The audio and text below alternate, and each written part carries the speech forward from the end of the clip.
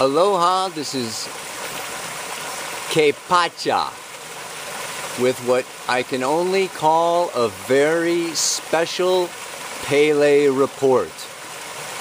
Brought to you live from Matre Sedan near Alto Paraíso, Brazil.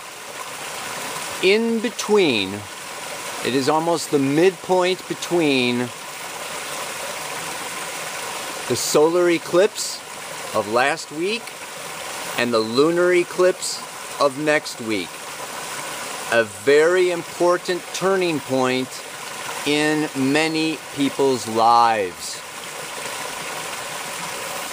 I got a new name. It's a new spiritual name, Kepacha. I got it from Maiha, or Mother Giamvati, who is the founder of Matre Sedan, the home of the Great Mother. And it's a turning point in my life. And as I spoke of last week, this solar eclipse and the lunar eclipse coming up on the 28th is a very important time. And I'm going to go into it at length here. There's a lot of things going on. I hope you can get I'll start out with the astrology of it, and then we'll get into what that all means. Yeah. Okay, so what we had was the new moon solar eclipse last week was in late Scorpio, the sign of mastery, the sign of power, the sign of death, letting go of the old, releasing the old in preparation for the new. Now this week, we have what's called a yod. Some call it the finger of God, or the finger of fate.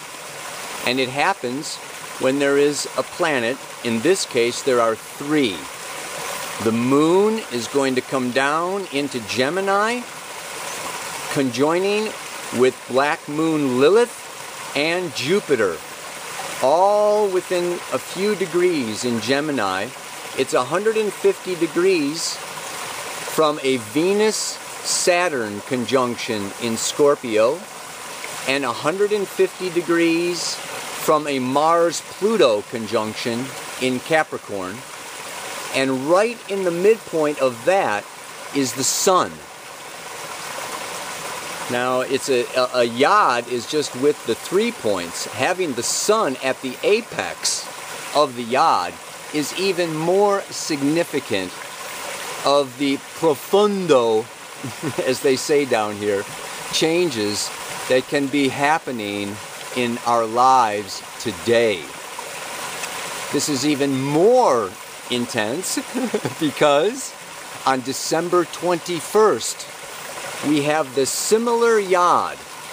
Jupiter stays there with Lilith, but Venus moves on from Saturn to take the place of where the Sun is at 8 degrees of Sag. Mars moves on, so we have that same yod with Jupiter, Saturn, Pluto, only instead of the Sun up there, then we have Venus on December 21st. So there's a direct correlation. This is a combination of influences building up to the winter solstice point. The solstice point. If you're below the equator, it's not the winter solstice point. Got to figure out where I am on this planet. But anyway, this is very, very profound, very important. Let's look at what all of that astrology means. Right now, the moon is in Pisces. The dream. Dreaming the dream forward, the infinite potential. Today, Wednesday, November 21st. It's a day to dream the dream. Then the moon moves into Aries, beginning a new cycle. It joins with Uranus to square that Mars-Pluto this weekend on Friday. And then it continues to move through Taurus until next week on the 28th. It moves into Gemini for the full moon of illumination. So let's look at these points and what they signify. Let's begin with Mars conjunct Pluto in the sign of Capricorn. I talked about Mars going into Capricorn last week. Now it is conjoined with Pluto. I've talked about this Pluto in Capricorn as a major shift and change from external authority to each one of us owning our own personal authority. Capricorn is the sign of the elder. It's the objective, mature, wise decisions that need to be made now with Mars taking action.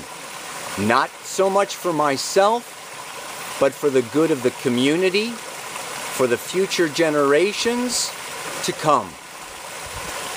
Very, very powerful. Capricorn and Saturn have to do with the law, karma, not my own personal whims or wishes. But in some way, shape, or form, we are all being, in a way, commanded through the orders of love. We're getting a new set of orders here. They're coming in now. And what do they have to do with? Venus conjunct Saturn in the sign of Scorpio. Venus is our values, it is our love, it is our money, it is our relationships. And Saturn is the planet of commitment. It's also the planet of karma. It's the ruler of Capricorn. This is a time of making karmic adjustments in our relationships. It's time to commit ourselves completely and fully to our destiny. In some cases, this will be relationships that are coming to an end. Saturn can be the ending of relationships. In other cases, Saturn is a commitment and a renewal and a contract, so it can be marriage, where you commit to forming a relationship that will last through time. This is not only personal relationships, this can be with your job, with your home. It has to do with your purpose. It's a time to commit to our higher purpose on this planet. This is signified by what? The sun right at the midpoint, at the apex of the yod in Sagittarius. The meaning of life. Truth. Natural law. And it is opposite to this full moon conjoined with Lilith and Jupiter. Lilith, like I've been speaking about for months now, is the sister of Gaia.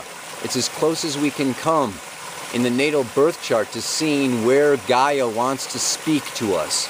And it's conjoined with Jupiter in Gemini, which is our left brain, our lower mind. It's our daily reality, our immediate environment.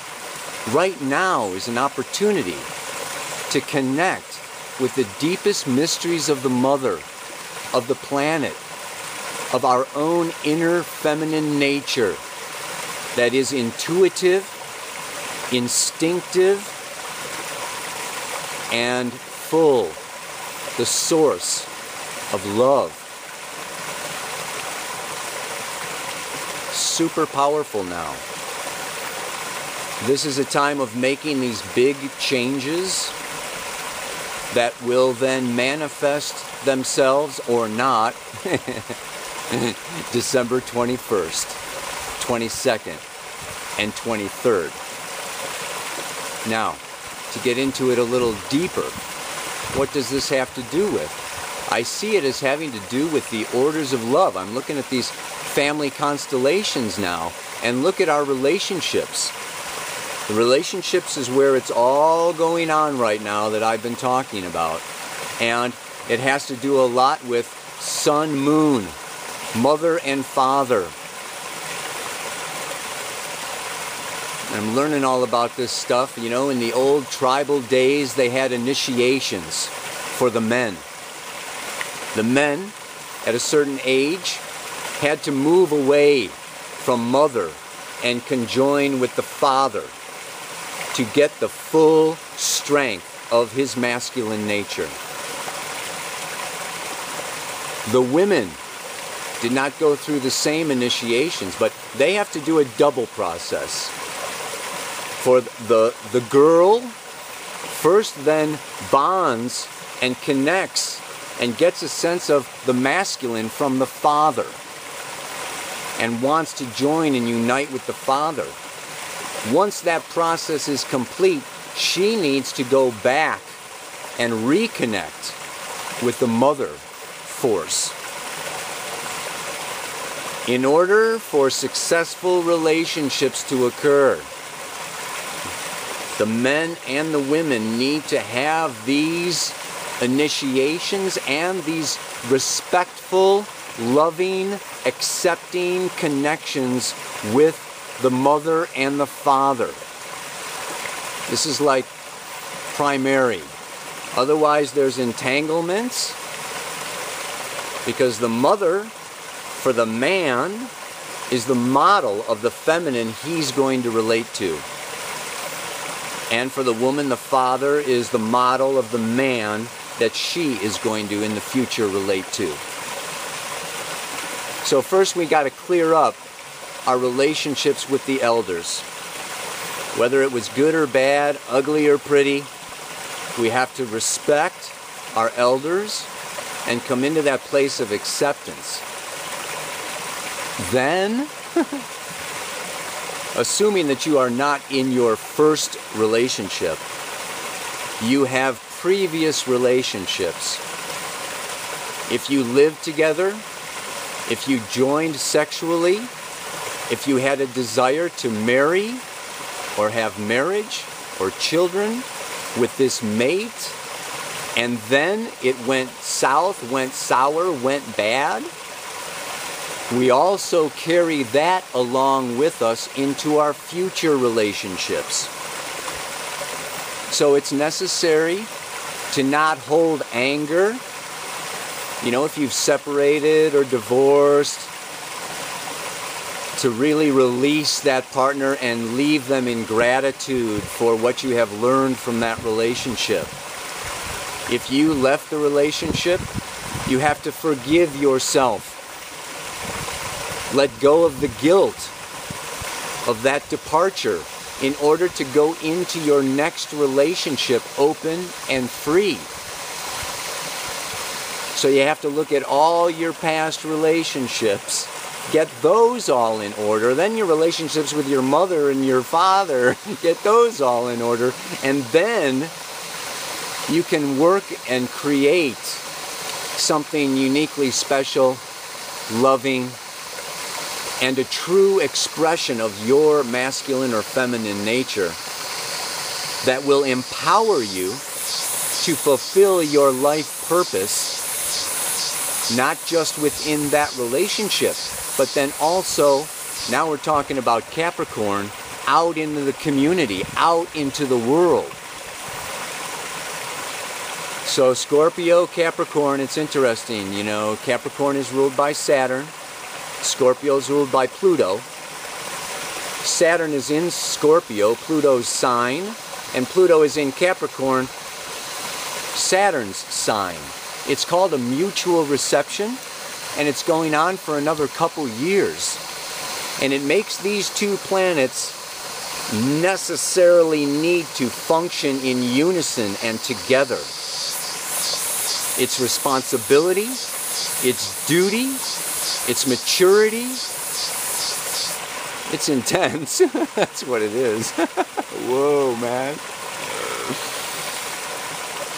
Time for big decisions, time to take action. It's now between these two eclipses, it's a 2-week period of time from the new moon to the full moon that you're going to be initiating some of these changes, and they're going to be manifesting, like I said, with that next yod, the finger of God, coming on December 21st, 2nd, and 3rd. And that's going to, of course, set the tone for this whole new paradigm, this whole new age. It's scary. It takes a lot of courage. Some of us are making these choices Others of us are having other forces of life make these choices for us.